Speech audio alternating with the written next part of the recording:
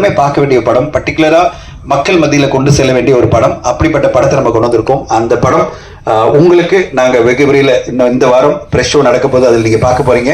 இந்த படத்தை மக்கள் மத்தியில கொண்டு சென்று ஆதரவு அளிக்கணும் உங்களை எல்லாரும் கேட்டுக்கிறேன். இந்த நேரத்தில் ஒரே ஒரு விஷயம் தான் சொல்ல விரும்புறேன்.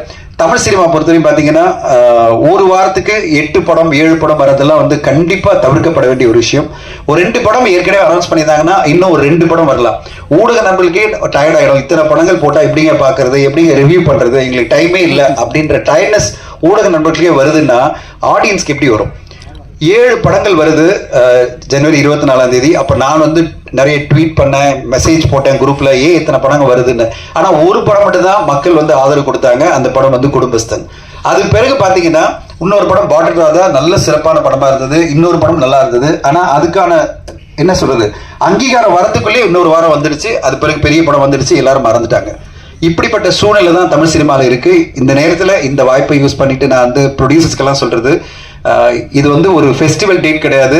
எப்படியாவது ஒரு படத்தை ரிலீஸ் பண்ணிடணும் அப்படின்ற நோக்கத்தில் இல்லாம கரெக்டான டேட்ல எல்லாருமே வந்தா எல்லோருக்குமே வாய்ப்பா இருக்கும். இல்லைன்னா நம்மளே நம்ம படத்தை அழிச்சிக்கிற மாதிரி ஆயிடும்.